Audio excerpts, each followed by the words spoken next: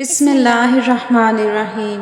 مرد کی پسلی سے عورت کو بنا کے اللہ تعالیٰ نے مرد کو اپنی اس حکمت کا اشارہ دیا کہ میں نے اس عورت کی تخلیق فرشتوں کی لائی ہوئی مٹی سے نہیں کی، میں نے اسے تمہارے جسم کے حصے سے اس لیے نکالا کہ عورت کا تقدس اور پردہ قائم رہے، فرشتوں کو بھی خبر نہ ہونے پائے کہ زمین کی لائی ہوئی کس مٹی سے عورت کی تخلیق ہوئی۔ یعنی عورت کے تقدس کی حد تو دیکھیے کہ فرشتوں سے بھی اس کی بناوٹ کا پردہ لازمی قرار دیا گیا، اور پہلی عورت اس مرد کی پسلی سے نکلی جس کی وہ منکوحہ کہلائی۔ اب بات آتی ہے پسلی کی۔ عورت پسلی سے ہی کیوں نکلی؟ کیا ٹیڑھا پن وہیں سے ملا؟ نہیں، یہاں بھی حکمت سے خالی بات نہیں ہے۔ انسانی جسم میں دل اور بہت سے نازک حصے پسلی کے پیچھے چھپے ہوتے ہیں، یعنی پسلی ایک ڈھال ہے۔ ان نازک حصے کے لیے تو اللہ پاک نے عورت کو پسلی سے نکال کے یہ نہیں بتایا کہ عورت میں ٹیڑھا پن ہے، بلکہ اس عورت کو پسلی کی تخلیق کر کے یہ بات سمجھا دی کہ عورت وقت پڑنے پر ڈھال بھی بن سکتی ہے۔ حضور پاک صلی اللہ علیہ وسلم صحابہ کی محفل میں جلوہ فرما تھے کہ ایک شخص حاضر ہوا اور عرض کرنے لگا، یا رسول اللہ، کوئی ایسا مومن بھی ہے جو جہنم میں رہے گا؟ حضور پاک فرمانے لگے، ہاں، ایک شخص ایسا ہوگا جو جہنم کی گہرائی میں 1000 سال رہے گا اور مسلسل اونچی آواز میں پکارتا رہے گا، یا حنان یا منان۔ ایک دن اس قدر اونچی بلند آواز سے ہی یا حنان یا منان کہے گا کہ حضرت جبرائیل جہنم کے قریب سے گزرتے ہوئے اسے سن لیں گے۔ حضرت جبرائیل علیہ السلام حیران ہوں گے کہ یہ کیسی عجیب بات ہے، کوئی مسلسل یا حنان یا منان پکار رہا ہے۔ حضرت جبرائیل عرش کے سامنے حاضر ہوں گے اور سر سجدے میں رکھ کر خدا کی تسبیح بیان کریں گے۔ اللہ فرمائے گا، اے جبرائیل سر اٹھاؤ۔ جیسے ہی حضرت جبرائیل سر اٹھائیں گے تو اللہ فرمائے گا، بتاؤ کیا عجیب دیکھا آج تم نے؟ حضرت جبرائیل عرض کریں گے، اے رب، میں نے جہنم سے آتی ہوئی ایک آواز سنی ہے جو گہرے گڑھے سے لگ رہی تھی، کوئی پکار رہا تھا، یا حنان یا منان۔ اللہ فرمائے گا، اے جبرائیل، جہنم کے مالک دروگا کے پاس جاؤ اور اسے کہو کہ جو بندہ یا حنان یا منان کی صدا لگا رہا ہے اسے جہنم سے نکال کر تمہارے حوالے کرے اور اسے میرے پاس لاؤ۔ حضرت جبرائیل جہنم کے دروازے پر تشریف لے جائیں گے، دروازے پر دستک دیں گے، مالک باہر آئیں گے، حضرت جبرائیل انہیں اللہ پاک کا حکم سنائیں گے، حکم سن کر مالک جہنم کے اندر جائیں گے۔ حضرت محمد نے فرمایا، جیسے ماں اپنے بچے کو پہچانتی ہے، مالک ایسے جہنم کو پہچانتے ہیں، اس کے باوجود آپ یا حنان یا منان کہنے والے کو تلاش نہیں کر پائیں گے۔ باہر تشریف لائیں گے، حضرت جبرائیل سے عرض کریں گے، اے جبرائیل، جہنم نے گہرا سانس لیا ہے، اس لیے کون سی چیز پتھر ہے، کون سی چیز لوہا اور کون انسان ہے، اس کی پہچان نہیں ہو رہی۔ حضرت جبرائیل اللہ کی بارگاہ میں سجدہ کریں گے۔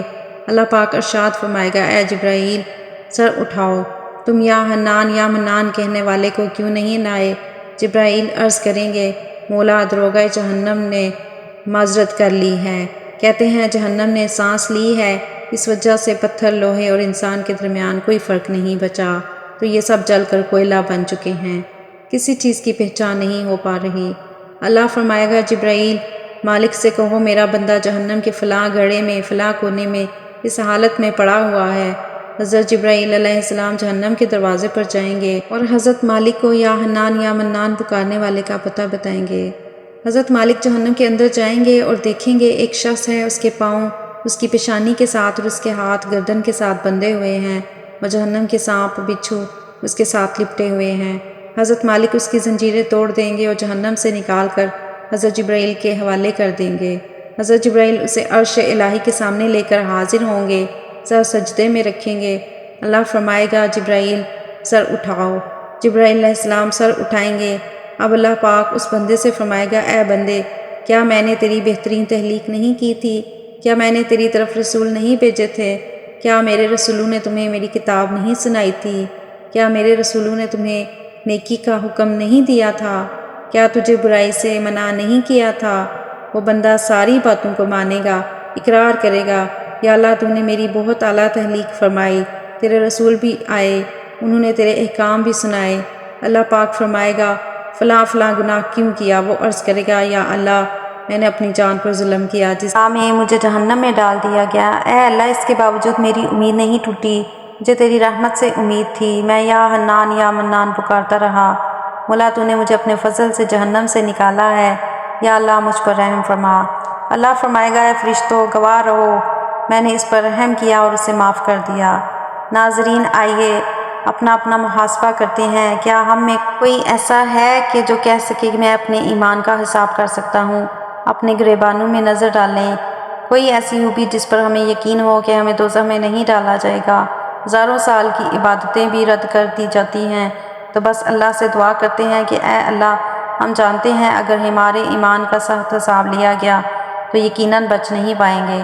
ہم بے حد گناہ گار ہیں، لیکن تیری رحمت کا سوال کرتے ہیں، ہم سے حساب اپنے عدل و انصاف پر نہ لینا، بلکہ ہم پر اپنی رحمت اور عطا کا سایہ رکھنا۔ قیامت کے دن جن لوگوں کے ایمان کا حساب و کتاب ہو رہا ہوگا، کچھ لوگ ایسے ہوں گے جن کو اللہ بغیر حساب کے جہنم میں بھیج دے گا۔ صحابہ کرام نے عرض کی، یا رسول اللہ، وہ کون سے لوگ ہوں گے؟ نبی کریم نے فرمایا، ظالم حکمران، وہ تاجر جو جھوٹ بولتا ہو، وہ بوڑھا شخص جو زنا کرتا ہو۔ نبی کریم صلی اللہ علیہ وسلم نے فرمایا، جس شخص میں یہ 3 عادات پائی جائیں وہ جاہل ہے، جو سننے سے پہلے ہی جواب دینا شروع کر دیتا ہے، بات کو سمجھنے سے پہلے ہی جھگڑا شروع کر دیتا ہے، علم نہ رکھنے کے باوجود فیصلے شروع کر دیتا ہے۔ اللہ پاک ہم سب کو نیک عمل کرنے کی توفیق عطا فرمائے، آمین۔